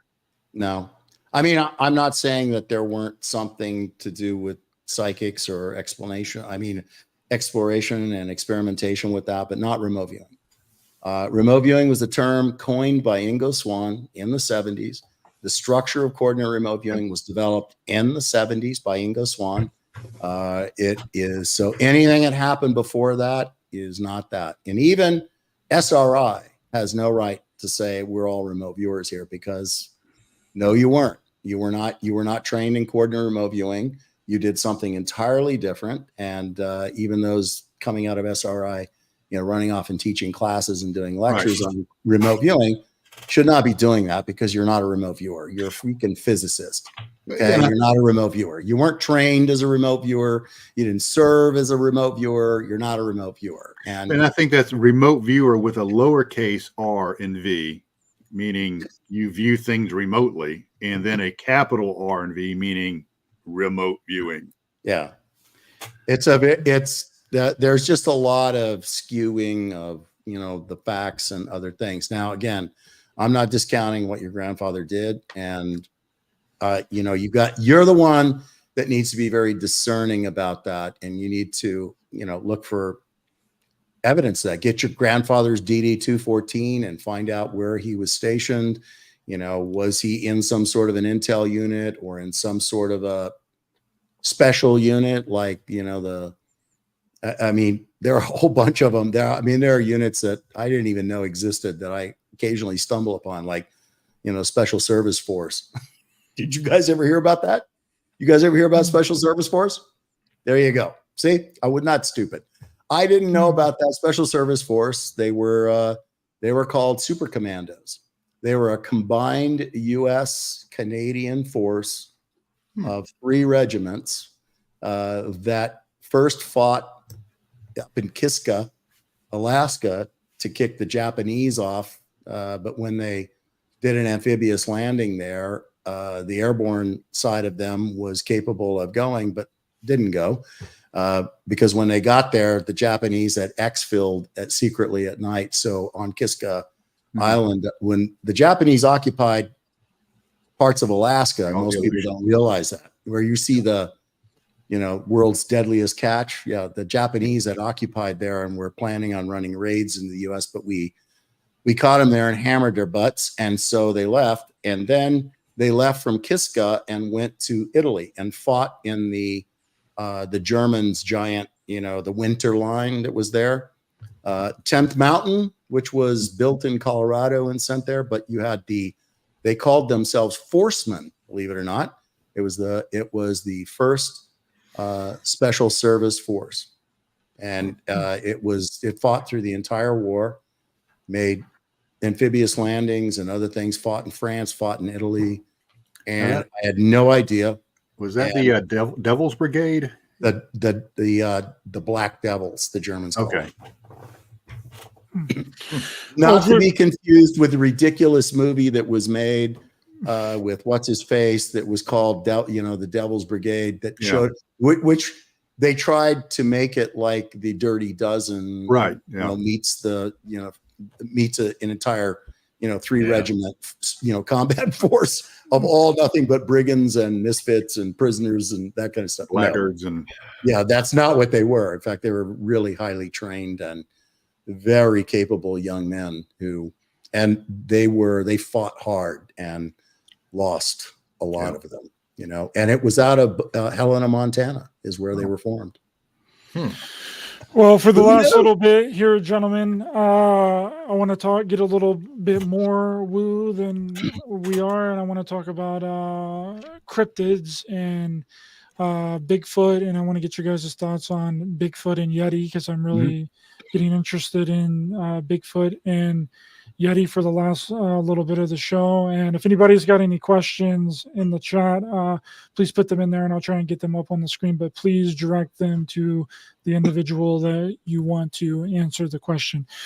So I know that it's a general question, but what do we think of these cryptid hominoids? Do we think that Bigfoot exists? Do we think the Mothman exists? Walter just did a show the other day on Indrid Cole. What do we think's going on here with these cryptids? I'll jump in there. I used to be in the camp of the Gigantopithecus, that there was a fossil record of a creature called a Gigantopithecus, a very huge ape, and there were remnants of that around the world. And there's been tons of thought to be extinct species that still, coelacanth is an excellent example of that. That's the one that's always referenced. So I was in that camp for a long time, that it's a large hominid ape thing running around, and people catch glimpses of it. But I've kind of started looking at it a little bit differently, since I became, I completed my training as a remote viewer, and I had the epiphany, like Dave talked about, of wow, I've got the superpower. I can move and pull data multidimensionally or outside of this dimension. And I started wondering, what if these creatures themselves are very similar to humans, and humans are a multidimensional creature or are capable of certain multidimensional aspects? Why can these things not be the same way? So I started looking at maybe these things are maybe part of the other, that I talked about, that, wink in and out of our existence. You hear folklore of ghosts winking in and out of our existence. What if they're all the same thing? John Keel, you mentioned Indrid Cold. John Keel felt like these things were ultra-terrestrials, was the term John Keel used. And maybe there's a term I use called a paradimensional. Maybe, Bigfoot is just a manifestation of a paradimensional winking into our existence. And because of our normalcy box, we've all seen Bigfoot shows. We saw, the Bionic Man fight Bigfoot, for God's sake. So we know what Bigfoot is. So obviously that's a Bigfoot.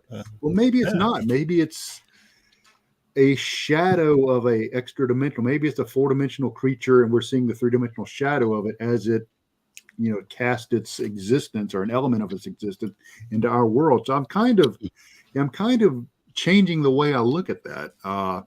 Maybe it's not quite what we thought it was originally, i.e. a flesh and blood creature. Maybe it's all of it, none of it, or both. Well, that's convenient. You knew I don't know. My approach to that. I don't have any trouble with. I accept the concept of the cryptids and everything. What's weird is I've never caught the Bigfoot bug. I'm like perfectly okay with, hey, Bigfoot, exists or something, but for some reason it just hasn't grabbed me. Like now, Mothman and some other interdimensionals, yeah, I find them to be more interesting. I kind of think there's something to the idea of the veil between dimensions, gets thin once in a while, and that would include time, let's say. And so maybe what we're seeing is a Gigantopithecus through the veil of time, walking through its primordial jungle, and it's like, oh, there it is in our forest. When yes and no, yeah, like Ghost, yeah, absolutely. Yeah. I don't know if it's the Bigfoot from Harry and the Hendersons. Then I'm down. I want to meet that. I want to meet that one. Uh, Alpha's a real I'm alien. just struggling over the math. I mean, what's the total sightings over the history of Bigfoot? It's like 6,500 in the U.S., something like that. And I'm trying to calculate that based on. I'll do the math here in a minute, but it's like I'm just what that many sightings and it's down to like what are the total? It's like 9 states are where it's heaviest, and then there are some states where it's never been seen.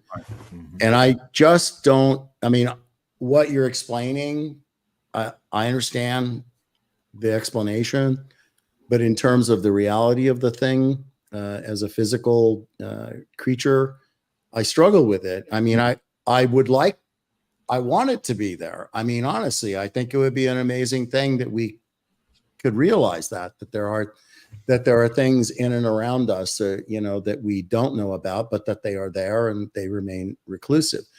I just think that, what part of the math I'm trying to work in my head is the overall geographical area space coupled with the numbers of people, and then trying to calculate how 6,500 sightings then interact with that and what the probability distribution is for something like that to exist, especially given the fact that we have absolutely no physical evidence of it other than people making casts of footprints, which that's not empirical to me. No, it's not. And It's not and every sample of hair and other things that have been called up that have been sent off for analysis yield no DNA other than DNA that we are familiar with. So I struggle with it. I do, and I struggle with it not in a good way. I don't like saying that if it were here, there should be skeletal remains or there should be something else. And I'm looking at it from that. I can't speak to the interdimensionality of the possibility of that, but just in the physical reality of, is it here? If it is here, if it were here, and if those sightings were real, and I know that people claim that they have seen them, heard them, smelled them, all those things. But, there would have to be, we couldn't not have seen some physical evidence of them in a way that allowed us to establish, empirically that they exist. And that evidence has just never been produced. Well, there's no physical evidence of extraterrestrials either, but you mentioned earlier that you believe extraterrestrials exist. That's because, again, it goes back to when you understand the number of galaxies in just the known visible universe, and you understand the number of potential planets, inhabitable planets in those galaxies, numbering in the hundreds of billions, then statistically it makes sense that other life form would be there. We can't exclude that. And we also agree that there are some sightings of things that we can't explain as military craft, ours or the Chinese or the Soviets. I mean, the Russians, sorry.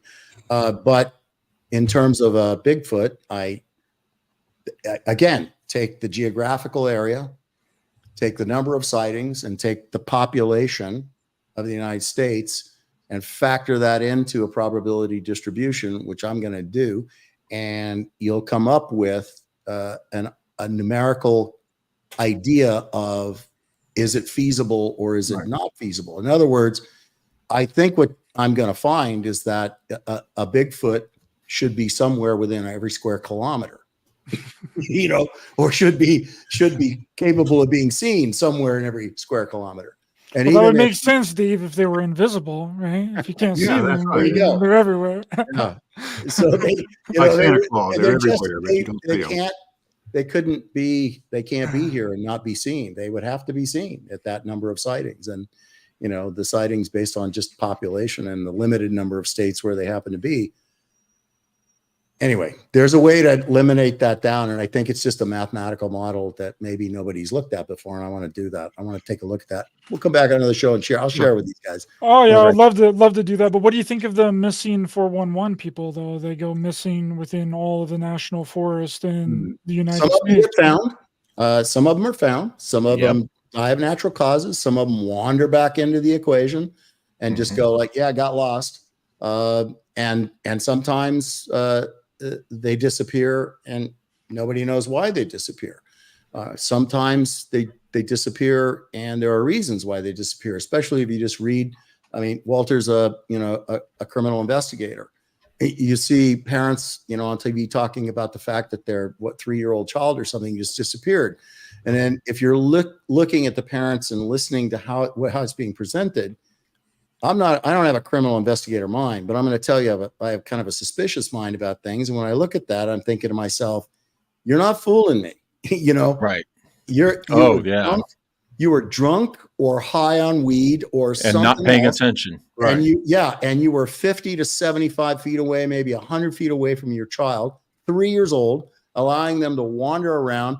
They could have been snatched by a bear and eaten, a mountain lion. They could have been more than likely picked up by somebody who came up on a motorbike and just happened to see a child there and thought, I can make money with this, and snatched that child and took off. And, by the time you turned around and looked, they're gone. There's a new movie out that's called The Sound of Freedom. And if you haven't looked at it, you should look at it. It opens with, in the opening credits, showing you real footage of children being snatched right off the street. Yep. And you kind of get an appreciation for it. And if you have not ever thought about that, you should. They're gone in a second. Yep. I mean, a car pulls up, door opens, child pulled in, door closed. The guy doesn't even downshift. Okay. Yeah. And it's scary when you see that. So when I watch those things like that, I can't equate it all, to like some mysterious disappearance. And I also know that there have been some where children would disappear and they couldn't figure them out. And then they figured out that they were too light. They were such a small young child. They weighed 42 pounds. The wind-blown frozen snow was kind of ice capped, right?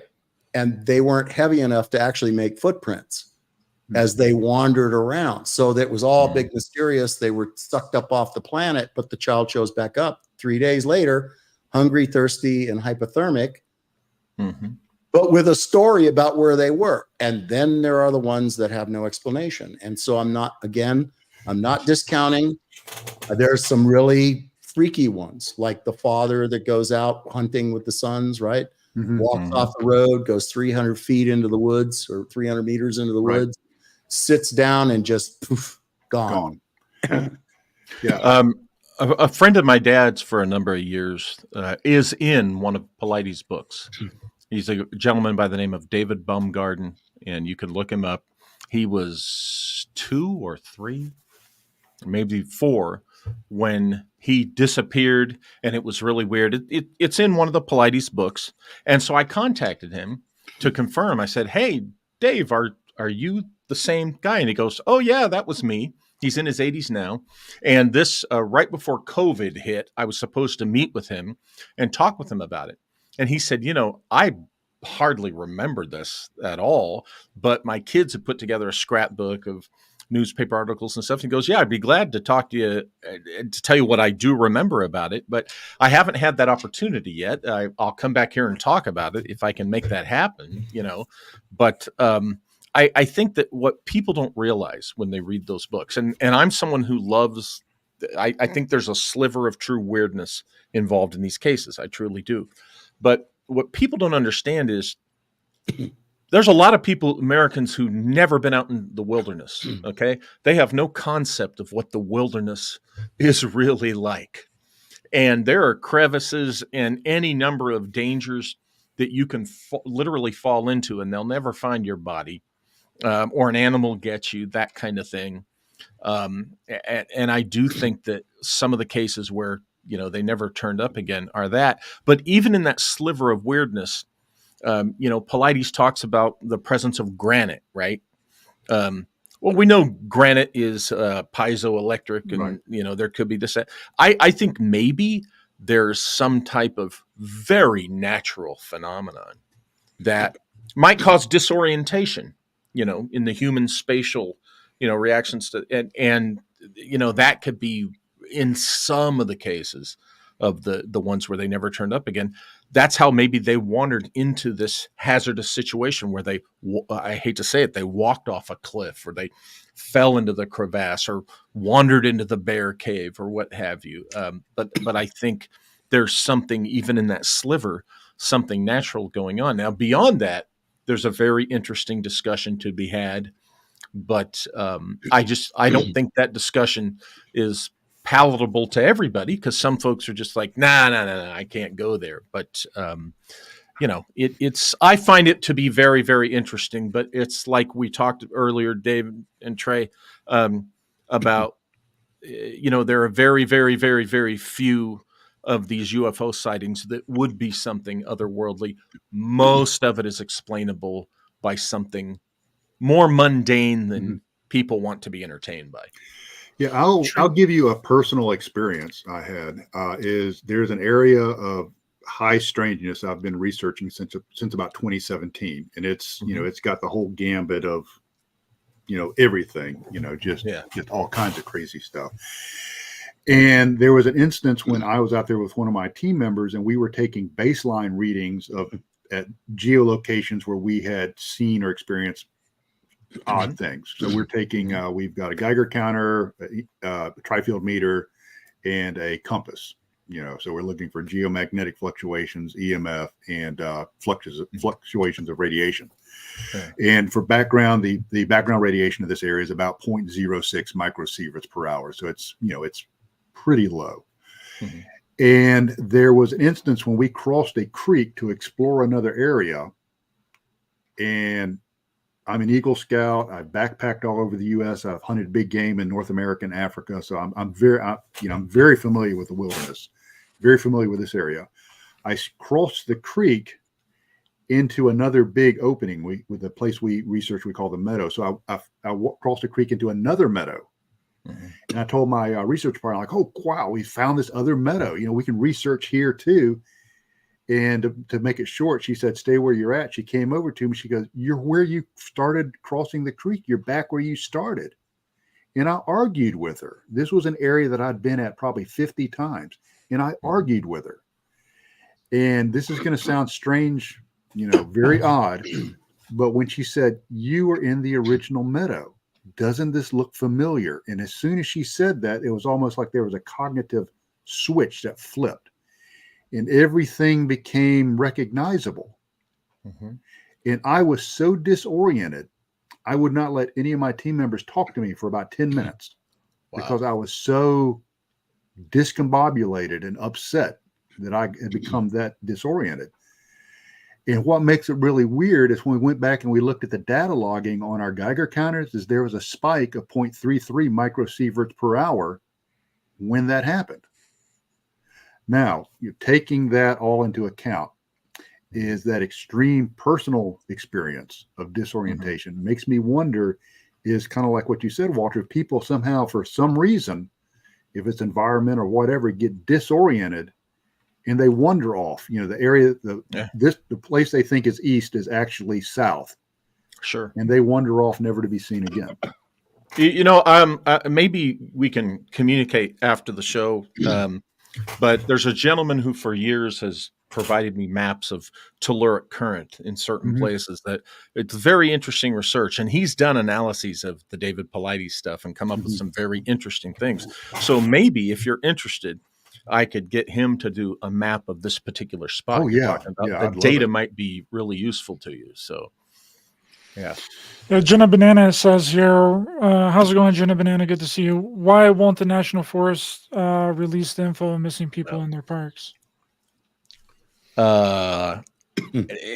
Because some of it's going to be an egg on the face thing. It's if there's certain things that are unsolved, that they kind of look at that as their bailiwick, and until they can come up with an answer for that themselves, they kind of look at those cases as proprietary. Dave Paulides tells the story of the forestry division agent. They do have special agents who told him that in no uncertain terms, he's not going to get his hands on, this data Well, from the federal agent, former federal agent perspective, I can see where it's their fiefdom, their fiefdom or whatever. It's their territory, and you don't get to play on their playground. So some of it is ego. Some of it is maybe it's still open investigations, and they just don't want to talk about an open investigation for good reason. They have a law enforcement aspect to them. They are a law enforcement agency. Mm-hmm. And is so, they consider these things, also they are a very strange duck, right? Mm-hmm. They are a very strange duck, Mm-hmm. and they are very reclusive, and they are very secretive about certain things. There's also a degree of corruption that exists at certain levels there. If doubt that, take a look at the Chaco Canyon Museum and what went on there in the creation of that museum, and the cost overruns, and the fact that they can't have most of the displays there because the air conditioning HVAC and the thing doesn't function properly, despite that they paid 10 times for it that you would have paid if they had a decent contractor, etc. They're a very strange duck, and they're difficult to work with. As Walter and Trey have alluded to, specified, these guys there's a great deal of ego there. You come in and ask for permission to film in something, and the first answer was always no. No. Right. No. And you fill out the forms, and the second answer is right with the first answer. No. And there will always be a reason. It's too dangerous. Somebody slip and fall. It'll be snowy. It's too cold. You can't film there. You can't do that. You can't do these kinds of things. So it has an attachment to academics, to academia, and it's just it's funneled and fed and supported. It's what is it? Department of Agriculture, Department of Interior, Division of Forestry, Department of Interior. Okay, and they just are. I have never had a good experience with them ever. Yeah, they're 1811s. They're criminal investigators. They're a little squirrely. Into jurisdictional issues, you have exclusive jurisdictional, concurrent jurisdictions, and I'm trying to remember the combined jurisdictions. And sometimes you get these jurisdictional lines. This little patch is exclusive federal. This patch is concurrent with county and state. Mm-hmm. And it's like little fiefdoms. Absolutely, like you said, they're very reluctant to talk about this stuff. Guys that I've talked to, once you get a little bit of a rapport, especially with LE Rangers, they'll start opening up a little bit. But if you start pushing them on the strangeness, the walls go up. Mm-hmm. Yeah, they're just very. I mean, I know I'm sounding repetitive. They're just very strange and very difficult to work with. And that's why they would never report something like that and put a little dot map and say, in this park, we have 10 missing people. They just wouldn't do it. But you can probably, if you do the research, you can easily find it. It'll be published somewhere. Right. Somebody in some paper, locally will say, 2 people went missing last Thursday and have not yet been found. Right. That kind of thing. And that's what David Paulides has done with his, cluster map. Is done that hard work on digging that data, from the buried sources.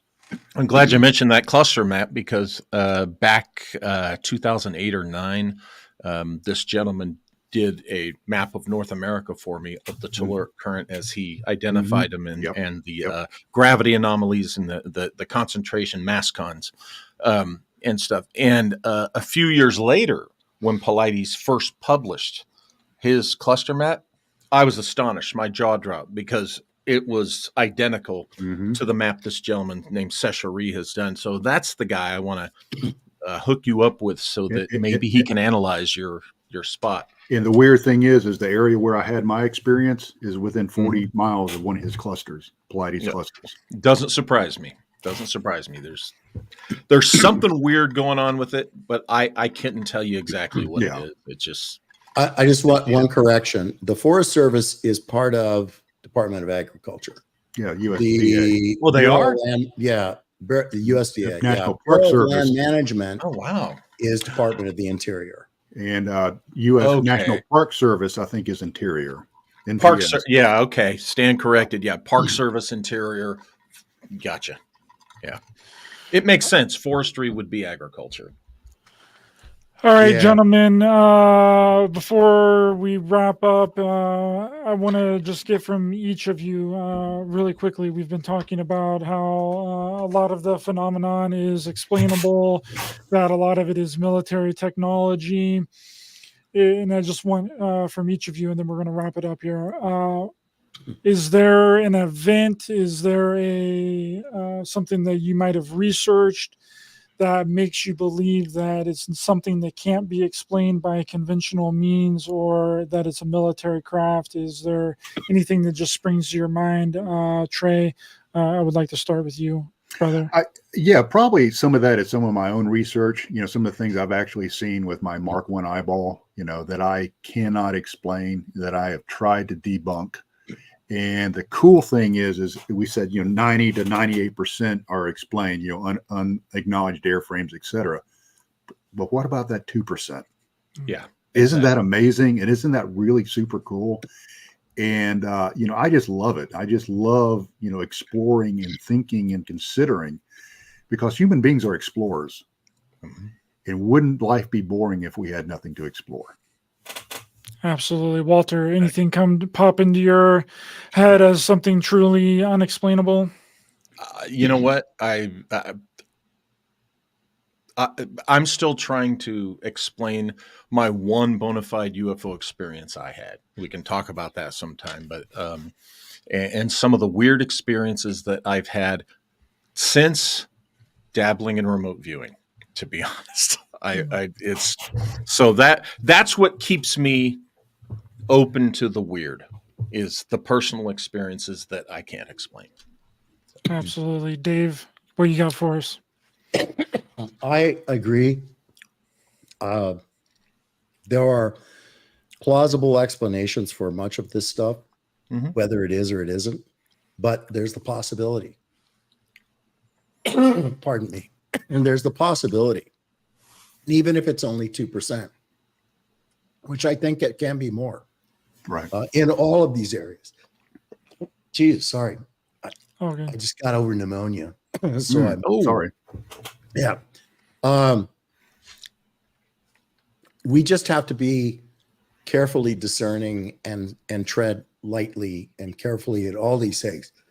Pardon me, because having ourselves launch off into acceptance of anything that gets thrown out there as real and total and complete and absolute, there just are no absolutes in this life, in this universe. Even the fact of the statement that there are no absolutes is not an absolute. So we just, just be cautious and honorable and, and respectful and keep perspective and be a discerning human being, and not just somebody who's willing to set your hair on fire because, it came across in social media that this said this or this said that. Read, research, look around. It's very easy today. It's easier to be smart today than it was 50 years ago when all of us, were going through school. You have to spend far less time in the library nowadays, to find things. Google Scholar's a good start if you don't have access to, research documents and are unwilling to pay for them. Or go get a university or college, library card so you can have access to research documents. Read research. I got a library card. I use it all the time. Thank you guys so much. Really appreciate your time this evening. Trey, where can they find you online, brother? And stay with me after I take you out of the room. Yeah, you can find me at TreyHudsonResearch.com or TreyHudson-author on Facebook. Thanks so much, Trey. I really appreciate your time this evening. Lovely conversation. Walter, where can they find you, brother? At the Walter Bosley channel at YouTube is my weekly live stream on Wednesdays and Fridays, and at walterbosley.com. Awesome. Thanks so much, Walter. Stay with me. I'm going to kick you out of the room. Dave, thanks so much, brother, for coming on. Really appreciate your time this evening. Very fascinating course. conversation. Where can people find you online? DavidMorehouse.org, not com, DavidMorehouse.org. That'll get published very shortly. It's a new one. Or YouTube /@ David Morehouse 1, the number 1. That's my channel there, and you can see me there. Awesome. Thank you so much, Dave. Stay with me. All the links to everyone's information will be in the description of this video. And thank you all so much. Really appreciate each and every single one of the people in the chat. If I didn't get to you, I'm sorry about that. Please be sure to hit the thumbs up button to help the channel and the algorithm. Share, subscribe, hit the bell icon as well. And we will see you guys next time. Have a great night, everyone.